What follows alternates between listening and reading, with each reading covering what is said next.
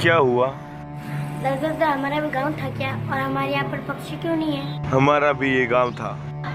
हम जब झोपड़ी से पैर बाहर रखते थे, जब सुबह की 4 बजे पक्षियों की आवाज गुनगुनाती थी, आवाज सुनकर हम सुबह उठ जाते थे। जब हम अपनी झोपड़ी से सीधे खेत में आते थे तो ठंडी ठंडी हवाएं चलती थी और खेतों में हरियाली लहराती थी।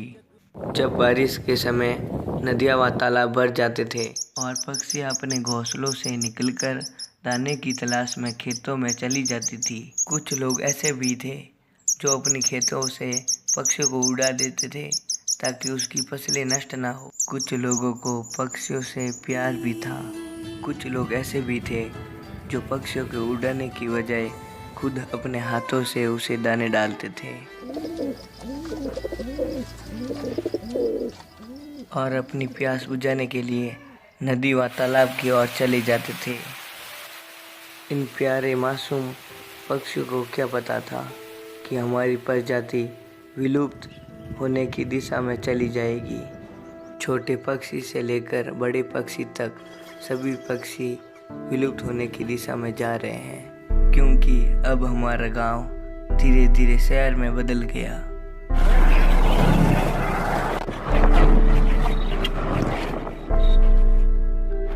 क्योंकि जनसंख्या बढ़ने के कारण पक्षियाँ विलुप्त होने की दिशा में इसलिए जा रही हैं क्योंकि कई जगह पेड़ काटे जा रहे हैं, जिसके कारण पक्षियों के घर बिखर रहे हैं। कई जगह बड़े बड़े कारोबार, बड़ी बड़ी फैक्ट्रियों में निकलता हुआ धुआं, इन कारणों के कारण पक्षियाँ विलुप्त होने की दिशा में जा रहे हैं। कुछ ऐसे देश भी हैं जहाँ प्यारे मासूम पक्षियों को काट कर खा रहे हैं और वो खेत, नदियाँ, झरने, तालाब सभी सपना ही बनकर रहे न जाए। दोस्तों, जो ये बचे हुए पक्षी हैं इन्हें हमें बचाना होगा। दोस्तों, गर्मियों का मौसम है, बहुत ज़्यादा धूप पड़ने के कारण पक्षी इधर उधर घूम रहे हैं भूखे प्यासे।